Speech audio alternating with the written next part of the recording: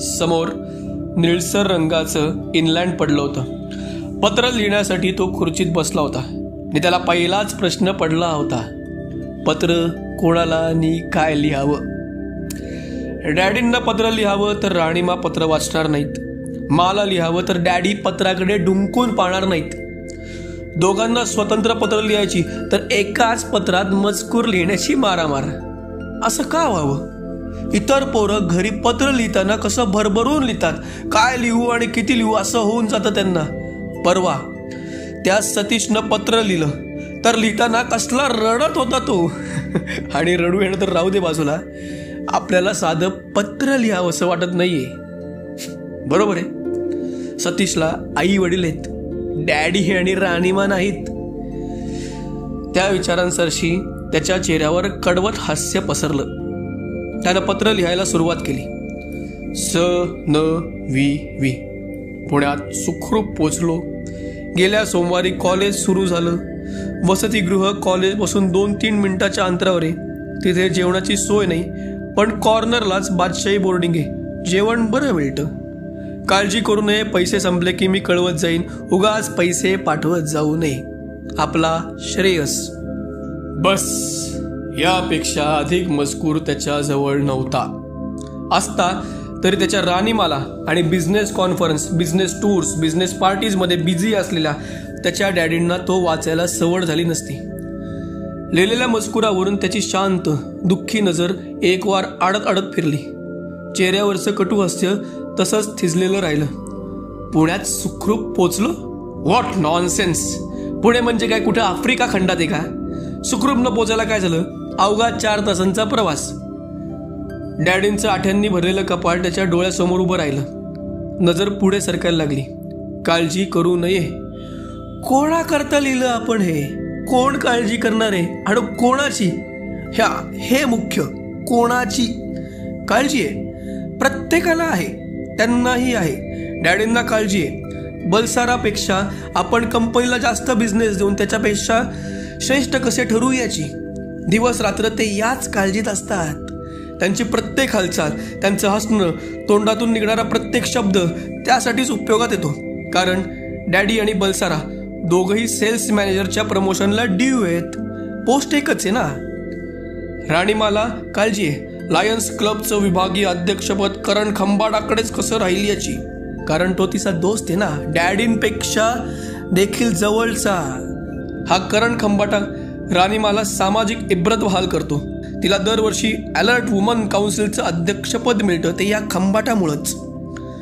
राणीमाला या व्यतिरिक्तही अनेक काळजी आहेत. उदाहरणार्थ फ्रान्सची खास तिच्या आवडीची शॅम्पेन तिला कशी अवेलेबल होत राहील, रमी खेळताना सतत प्लसमध्ये कसं राहता येईल. हो राणीमा, आपल्याला एक मिस्टर तळवळकर नावाचा पती आहे आणि कधीतरी 17-18 वर्षांपूर्वी त्याच्या प्रेमात व्हावल्यामुळे आपल्याला त्याच्यापासून एक मुलगा सुद्धा झाला आहे. त्याचं नाव आपणच श्रेयस ठेवलं आहे. वगैरे किरकोळ गोष्टी तुझ्या कशा काय लक्षात राहतात? त्यानं इनलँड बंद केलं. त्यावर घरचा पत्ता लिहिला.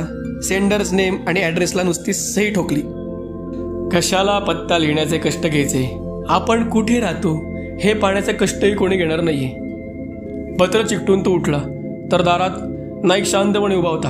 हाताची घडी घालून त्याच्याकडे पाहत होता. मी म्हटलं, किती वाजली? 8:05. 8? Oh my God. गेला इकॉनॉमिक्सचा पिरियड. हिस्ट्रीचाही गेला आणि आता आणखी उशीर केलास तर हिस्ट्रीचा 3रा पिरियडही जाईल. हो नो. एका मिनिटात आटोपतो. श्रेयसने बराबर कपडे बदलले, भांग पाडला, पेन बनियनला लावला. एक जाड ठोकळा वही उचलून खिशातलं पाकिट चाचपत तो नाईक बरोबर बाहेर पडला. तू रोज ही एकच वही का घेतोस रे? वह्या आणल्या नाहीत का अजून? आणले आहेत की. मग हीच वही नेहमी तुझ्या हातात दिसते. अरे ही रफ वही आहे. यात मी पिरियडच्या नोट्स काढतो. रूमवर गेल्यावर प्रत्येक विषयाच्या वहीत विस्तृतपणे लिहून काढतो. च्या आईला चक्कर बेस रे. त्यापेक्षा त्याच वह्या कॉलेजात नेल्या असं त्रास नाही का वाचणार? एकदा पिरियडला लिहायचं, मग रूमवर. कशाला वेळ वाया घालतोस? श्रेयसने काही उत्तर दिलं नाही. तो नुसता हसला. बादशाहीच्या कॉर्नरला वळतानाच त्यांना कॉलेजच्या वातावरणाची जाणीव झाली. पोरं पोरी सरासर सायकलवरून जात येत होत्या. बादशाही चौकात विरुद्ध बाजूच्या वळणावर एक फुलवाला उभा होता. रिकाम्या मुली घोळक्यानं तिथं थांबून फुलं घेत होत्या, डोक्यात माळून पुढं होत होत्या. पिरेड बुडालेली मुलं फुटपाथवर बस स्टॉपवर रेंगाळत होती. हे दुकान माहितीये का तुला? श्रेयसने पाहिलं. दुकानावर वंदन अशी अक्षरं होती. आत कटिंग सोलू नये हे त्याला माहिती झालं होतं. त्याचं काय? बाहेर तो काळा जाड माणूस उभा होता ना, टक्कलवाला, तो रामनगरकर.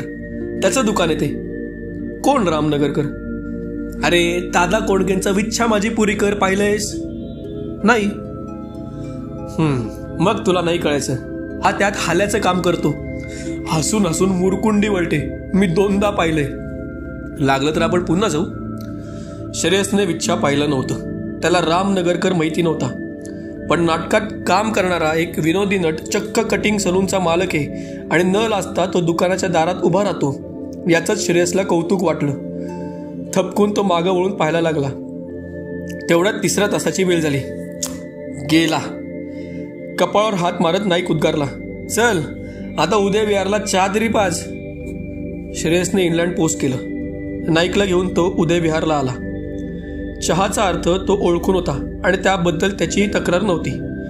दोस्त कंपनी मजबूत हवी असेल तर हात सैल सोडावा लागतो हे त्याला माहिती होतं. एकटेपणाच्या जाणीवेनं नैराश्य येण्यापेक्षा पैसा खर्चून कंपनी मिळवायला महत्त्व होतं. हे तंत्र त्यानं शाळेपासून यशस्वीपणे वापरलं होतं. जवळचे असे मित्र जोडता आले नसले तरी निर्माण होणाऱ्या मैत्रीच्या भासातच त्यानं आपलं एकटेपण बुडवून टाकलं होतं. पहिल्या दिवसापासूनच तो आणि श्रेयस साधारण एकाच वेळी कॉलेजला जायचे. तो पुढे असला तर श्रेयस त्याला गाठायचा, त्याच्याशी बोलायचा. पण श्रेयस पुढे असेल तर नाईक मुद्दामून त्याला गाठण्यासाठी चालण्याचा वेग वाढवण्याचे कष्ट घ्यायचा नाही. श्रेयसच्या लक्षात आलं तर तोच आपला वेग कमी करायचा. 2-3 दिवसांनी श्रेयसने नाईकला बादशाहीत वडा खायला घातला, चहा पाजला. त्यानंतर हे चित्र बदललं. आता श्रेयससाठी नाईक थांबायला लागला. त्याच्या रूमवर जायला लागला. उदय विहारमध्ये इडली सांबार चहा उरकला की बिल श्रेयसने द्यायचं हे इतकं ठरून गेलं होतं की काउंटरशी आपला संबंध नसतो अशा थाटात नाईक बाहेर जाऊन उभा राहायला लागला. श्रेयस बिल देऊन बाहेर आला तेव्हा त्याला आजच्या दिवसाची मैत्री खरेदी केल्यासारखं वाटायचं. SP चा कट्टा सभा मंडळीच्या मालकीची हद्द दाखवण्यासाठी असतो हे जणू आता मंडळीलाही विसरायला झालेलं असावं. पिरियड्सचा कंटाळा आलेल्या बापडवाण्या पोरांनी कुठं बसावं अशा सहानुभूतीपूर्ण विचाराने सपने हा कट्टा आंदण दिल्यासारखी पोरं तिथं बागडत असतात. सकाळ दुपार संध्याकाळी तर भरपूर. दुनियेतला सर्वात मजबूत बांधकाम असणारा हा कट्टा. म्हणजे नाहीतर एव्हाना त्याचे अवशेष राजवाड्यांच्या संग्रहात तर पाहायला मिळाले नसते का?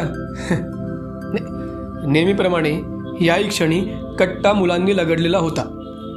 श्रेयस एकदा गिरगावातून दादरने बसला आला होता. त्या रूटवर त्याला जागतिक कीर्तीचा फोरास रोड पाहायला मिळाला होता.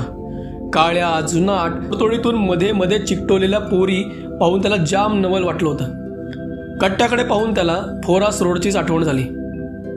हे इकडून चल. का? अरे समोर DSP बसलाय. मग तो काय करतो? अरे श्रेयस. अरे नाईक, पण मी त्याचं काहीही वाकड केलेलं नाहीये. मी का घाबरू त्याला? बरोबर तू जा, मी गेट समोरून रस्ता क्रॉस करतो. नाईकनं DSPला इतकं का घाबरावं श्रेयसला कळेना. तो खतरनाक होता. त्याची गँग खंगरी होती. सगळं ठीक होतं. पण श्रेयसला कुठे त्याच्या दादागिरीला चॅलेंज करून स्वतःचं वर्चस्व प्रस्थापित करायचं होतं. DSP बद्दल त्याला कुतूहल जरूर होतं. त्याची मर्दानी देखणी पर्सनॅलिटी त्याला पाहता क्षणी दोस्तीलायक वाटली होती. पण त्याच्या भोवतालचं वर्तुळ पाहून श्रेयसने ते टाळलं होतं.